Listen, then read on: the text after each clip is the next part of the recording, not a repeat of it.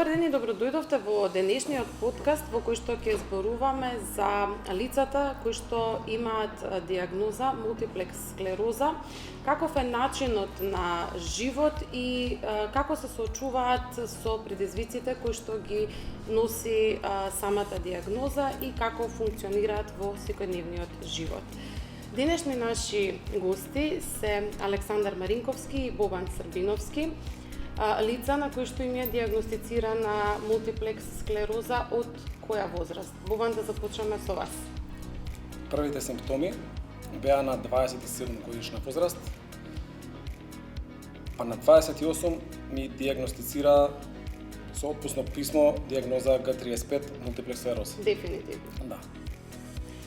Кажете ми, кои беа почетните симптоми? Значи, што се случи со вас, што не беше вообичаено до тие 26 години, бидејќи знаеме дека периодот во кој што почнува да се откриваат некои симптоми се од 20 до 40 години, сега веќе по ново време и порано почнуваат симптомите, односно да се открива болеста.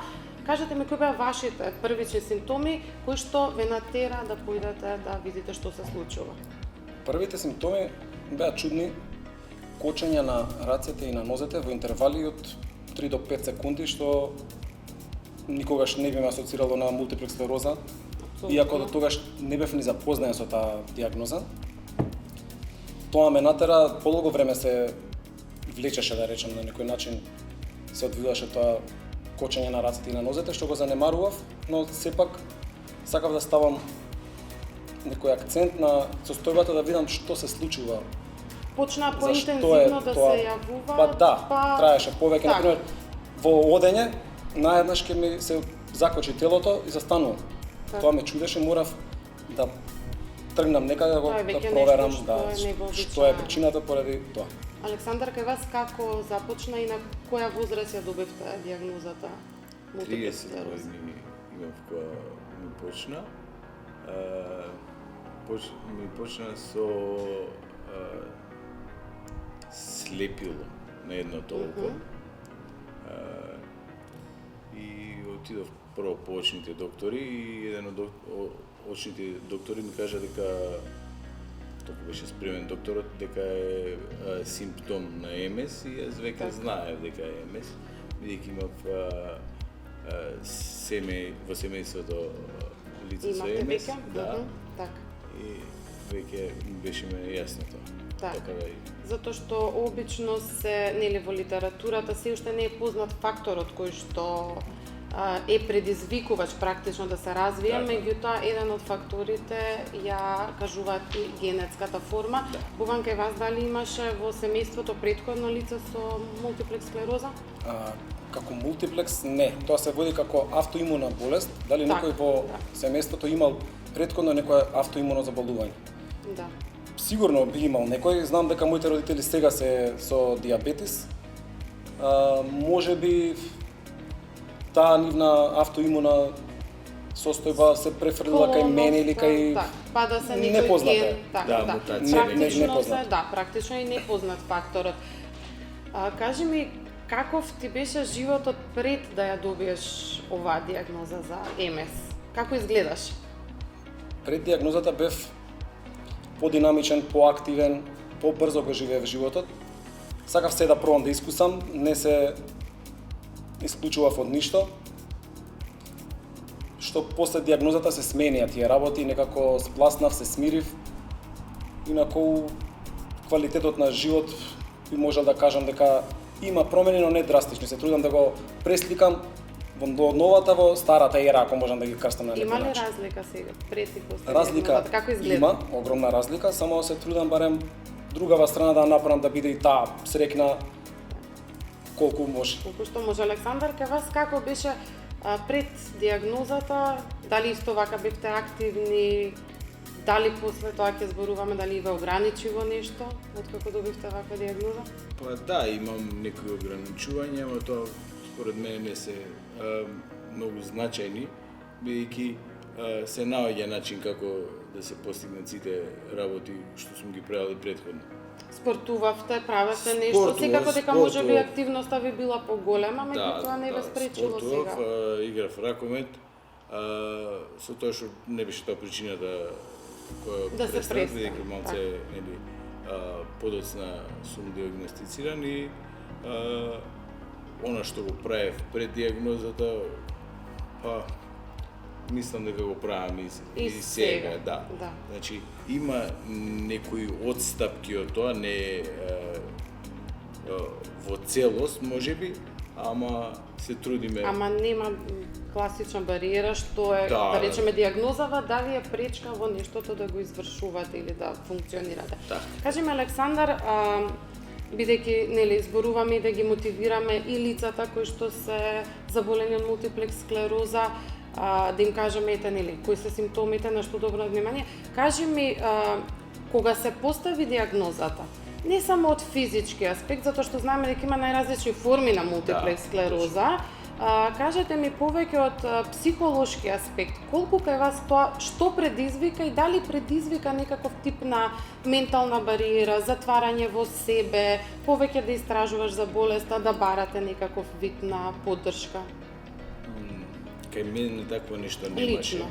Да, лично кај мене немаше такво нешто, бидејќи јас бев доволно запознаен со болеста, и затоа можеби и многу брзо го поминав тој момент на прифаќање на болеста, бидејќи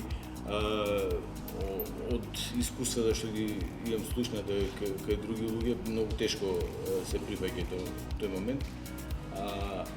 Јас дали ви требаше, бидејќи зборувавме и со психолог кој што работи конкретно во однос на поддршка на лицата со мултиплекс склероза, дали вам ви требаше некаков тип на психолошка поддршка? Затоа што верувам, бидејќи сте имале веќе таков случај во семејството и семејството било запознаено и адаптирано и вам би било конкретно полесно. Меѓутоа лично дали се чувствуваше дека ти треба некаков тип на психолошка поддршка? Мислам дека јас немав потреба, бидејќи не знам сега. Добив таква некоја сила, да, и веднаш си ја прифатив се адаптиравте, знавте, да. Да, и си функционирав со нејзе. Очекував цело време нешто да ми се случи, да се влоши состојбата, ама тие влошувања како што доаѓаат, така и со знаеше како да се адаптираш на нив? Па да, ама ете така, едноставно имав таков пат каде што се враќаа состојбите на првично ниво. Така, бидејќи знаеме дека заболувањето може да направи нели прогресија во однос на некои симптоми. Да. Ама како што кажав, бидејќи имав таков случај, можев и да ги упатам докторите и брзо да дојдам до диагноза. Так. И мислам дека тој момент на брза реакција и навремена, брза и навремена реакција е многу битен за сите, со што се од мојбети што правам со лица со МС, ако подоцна е интервенирано или подоцна дојдено до диагноза, тие први нарушувања што се потешко се враќаат. И се продлабочуваат или како нефункционалност или некакви промени. Првото оштетување најтешко се враќа. Се враќа. Бобан, кажи ми дали тебе ти требаше психолошка поддршка со оглед дека Александар веќе бил запознаен со состојбата, како изгледаше твоето прво соочување со тоа дека имаш мултиплекс склероза и дали имаше некакви размислувања што правам сега, што понатак? Немав такво размислување што понатака, но позитивно ја прифатив состојбата, од кои причини не знам, можеби затоа што не бев запознаен со длабочината и тежината на истата. Лесно ја прифатив, лесно се соочив и ден денес јас со диагнозата се однесувам како со другарка, како пријателка најдобра и двајцата сме во се заедно. Јас кога ќе треба ќе попуштам, кога ќе треба од неј забарам да попушти на некој начин, за да може да ги поминеме секојдневните уврски. Да се функционира, да. Кажи ми, вака во однос на тоа, еве сега убаво го начнавте и тоа, никогаш е добро да се знаат некои работи, меѓутоа никогаш и не е во ред премногу да се чита. Ова што го кажа ти, да речеме, ете, не си ја знаел диагнозата, меѓутоа претпоставам дека со текот на животот се запозна, затоа што Александар веќе го имал примерот. Научи, така, научи за што Почнав станува да читам и збор, да истражувам. научи кои се... Првото што најдов беше начинот на Кочници. исхрана. Ете така. Го променив начинот на исхрана од почетокот и имав некои подобрувања, но тоа е неизлечива болест. Секако дека Апсолутно, и затоа, нема да се да, оздрави, да може би ми адаптирате. одговарало тоа на почетокот, ама со тек на времето и со прогресиите кои доаѓало и до некои Промени. инвалидитети, да, промени. Тоа што можевме да го заклучиме, мислам и ви од вашиот разговор, многу е битно да си го слушаш телото и ова што го кажа ти, да функционирате взаемно, да ја осетиш болеста кога е, да речеме, кога сака нештото да прогредира или да се минува како симптом. Кога е изморена, дека или треба кога да е е одмори. изморена, да. Кажете ми, затоа што стресот е клучен фактор за појава практично сега веќе на многу болести од 21. век, меѓутоа и за други, да речеме, состојби, веќе се истражува и откриено дека стресот е некаква основа.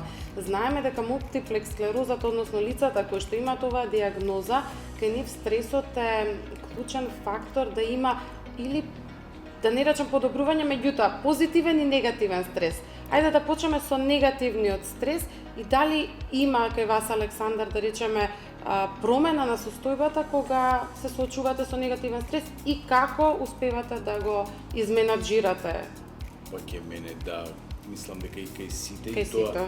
тоа е единствено нешто што е најголем непријател на диагнозата.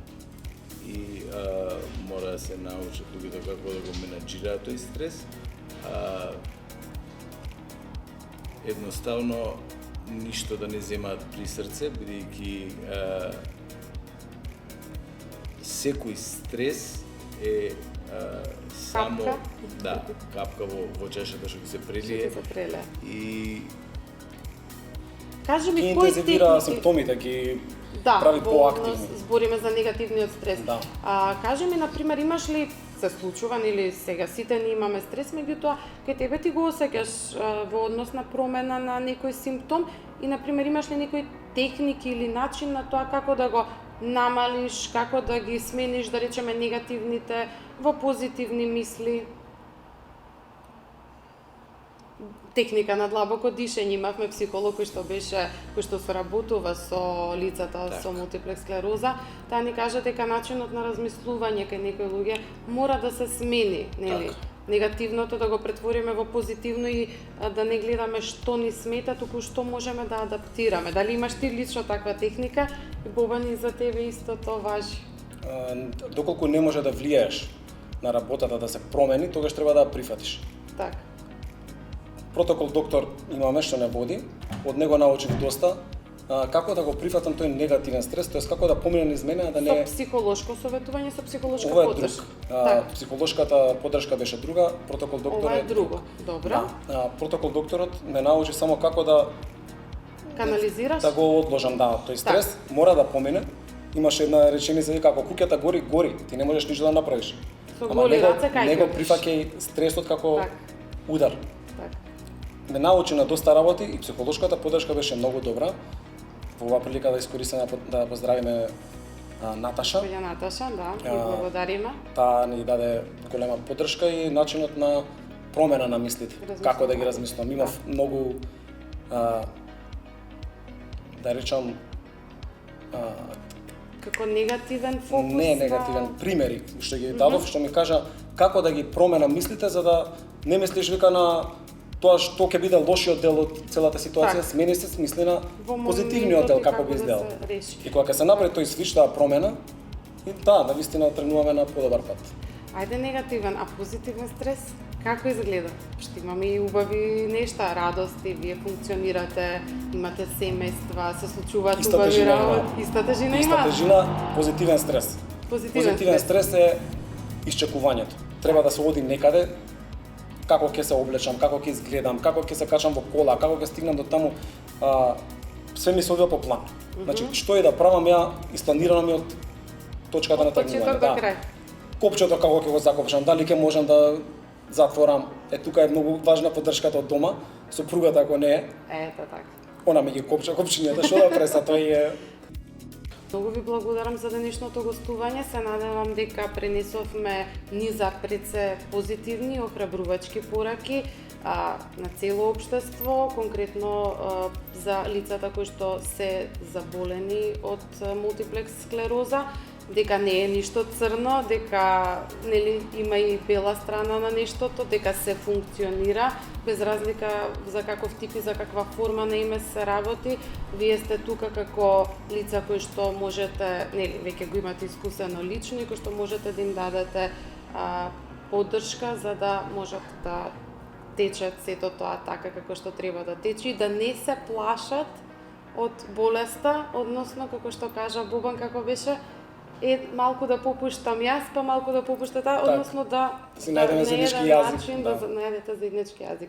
Ви благодарам многу и се надевам дека се гледаме во нека друга наредна прилика за уште поубави Секако. искуства.